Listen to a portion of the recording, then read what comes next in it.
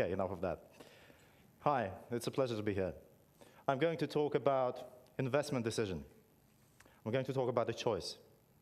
Now, what is the single most important investment decision in your life? Maybe. My answer, education. An investment in yourself, probably the most important, the most useful or not, investment decision in your life. Okay, now let's do a quick poll now.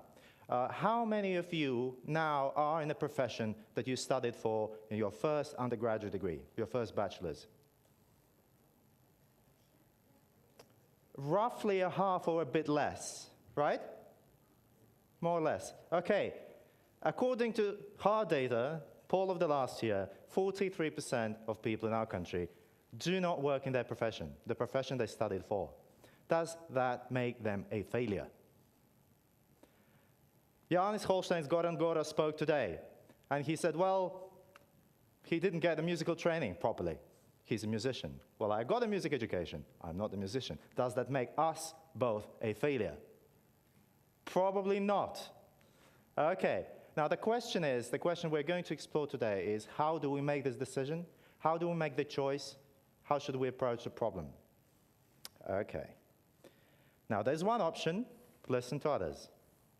A popular one, you could actually call it differently. I think that the typical way of calling this is common sense, right? Common sense, AKA listening to what others say, listening to what their experience has been, what their information is about what you should do. Now, some examples of common sense, you might hear this from your parents, from teachers, from your peers, from people you study with. Now, learn a good profession and you're set for life. Probably still true. I mean, we still need dentists, we still need lawyers, and all sorts of professional lives could still be true to that respect. Now, be good at something, not everything. Focus. Yes, but, and we're going to talk a bit more about that, if you're very focused, there are certain consequences to that. Now, one lifetime, one career. How real is this? Yesterday, as I was coming in at the opera house here, through the back door, I met a lady, and she still remembers me working here 12 years ago. She's still here. I've had 3 professions in the meantime. Now, I guess that depends, right? There's no one answer for everyone. So how could other people's information be so much useful to you? Okay, let's see at the data again.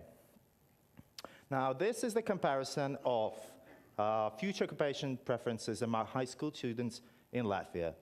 50 years in between. 1965, last year. Stare at it for a second. Okay, I've done it easier for you. So doctors and pilots and creative professions, like artists and writers, show remarkable resilience. Okay, I understand about movie stars and doctors. Of course, pilots is cool. It's, I mean, all the sexy uniforms, you get to fly big planes. Not that we need many pilots, really, but that's kind of clear. Now, I'm actually a bit worried about these people here. We badly need them these days. They were popular in 1965. They're firmly gone. Engineers and scientists are firmly gone from the top choices in 2011. That's a problem. Now, another interesting thing is that these days we have still popularity of lawyers, financiers, PR people. Nothing wrong with that, but I guess we have produced far too many of these in the last 20 years anyway. And still young people's choices now reflect that old information. This is not very useful going forward. What else could you do? Instead of replicating other people's choices, of course. You could try and predict the future. With the information you've got, you could try and look ahead. You could try to extrapolate the past experience and predict what's going to happen. And you could. I mean, I already said engineers.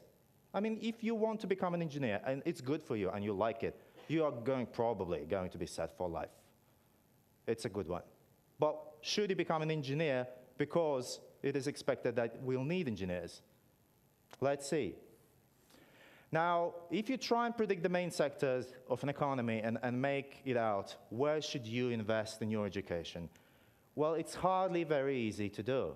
Now, see what has happened to agriculture. It's gone down. It's not such a long period of time. It's gone down dramatically. Where is it going to go? Not much further. Manufacturing, well, decreased substantially. Given what I know as a Minister of Economy about economic policy of our country, where we are going, we're probably going to see more employment in manufacturing in the future, but not dramatically more, certainly not as much as in 1985. Now, what really worries me in this slide is the other. What is the other? That's everything else. That's where the growth is. That's where the creativity is. That's all the services sectors. That's where the ICTs are. Clean tech, green tech, whatever tech.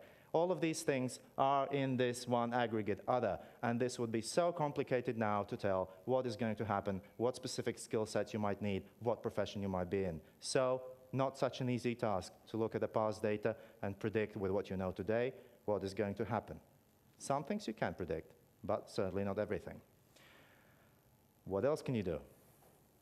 You can listen to yourself, talk to yourself. Now, should you meditate on your future profession?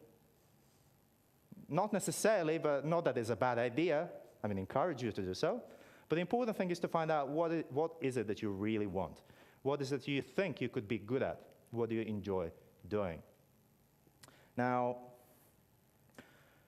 I'm sure everybody has read or heard the Steve Jobs' famous Stanford graduation speech, right? So basically, what he did at a certain point in his education had no any hope of practical use at the time he did it. He just felt like doing it. Well, my jobs in moment came 6 years ago at Harvard when I decided to take an energy policy class with John Holdren, who is now Chief Scientific Advisor to Barack Obama. Now, there was no way of knowing for me at the time that today it will be half of my job content, energy. Back then, with all the public administration, leadership, all sorts of other classes that I took, all the economic classes, energy wasn't really an obvious one. So you never know. If you feel like it, chances are it's going to be useful. Skill versus competence. An old story, isn't it? Skills have been, and will be certainly useful. Now, but which should you invest in? Skills or broader competence? We've heard about the importance of philosophy, importance of humanities. Now, could it be that broader competences could actually be the way forward in an environment which we do not really predict? Okay, skills are going to be important. Skills like analytical skills, like math, might be useful to everyone to a certain degree. But at the same time, we clearly see that even in the professions which are lifetime careers, increasingly broad competences are very important. This is how you actually prepare yourself for various changes. Now, this is blah, blah, blah, but let's look at the data. This graph, this analysis has been put together by a very interesting man, Professor Hanushek from Stanford University. I had the privilege of meeting him this year at the Munich Economic Conference.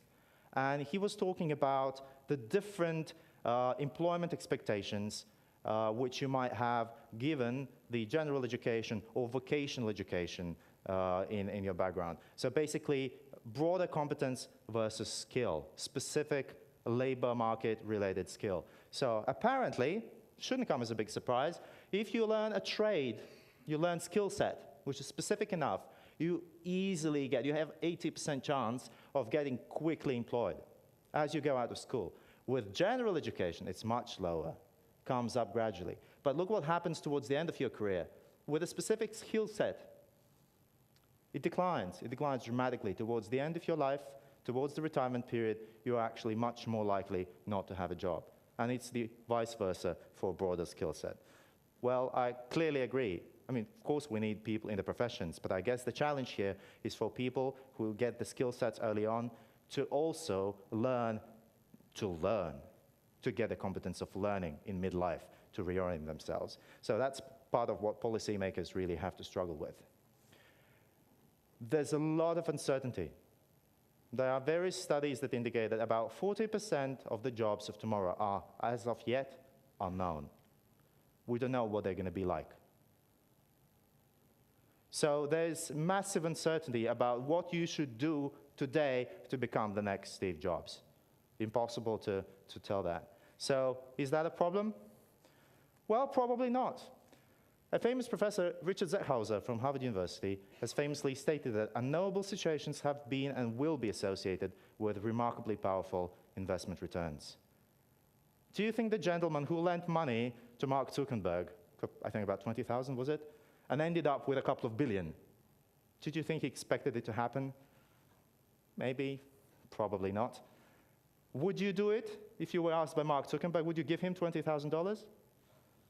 You wouldn't? Okay. Probably I wouldn't either. Anyway, so this is the power of unknown. And that is also true about skills, about competencies, about choosing your education choices. So what is the point of reference here? We come back to the fact that the only point of reference is really yourself.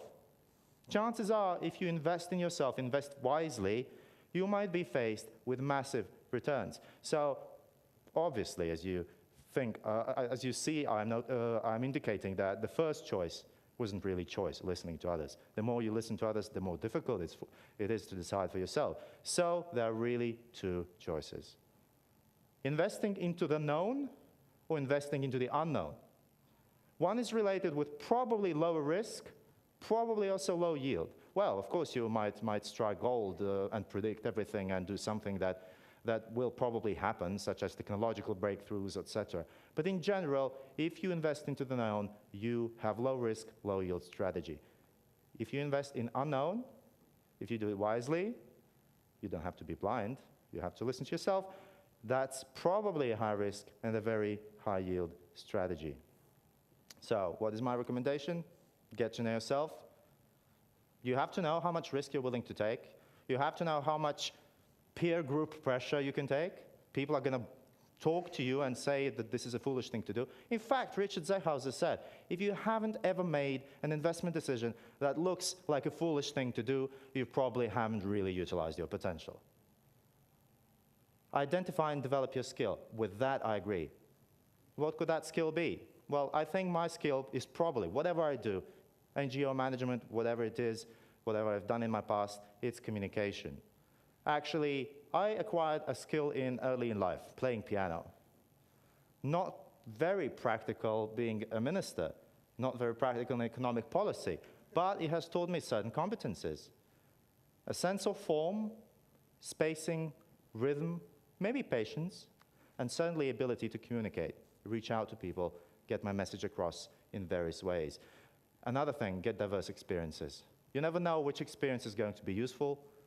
With hindsight, they all are.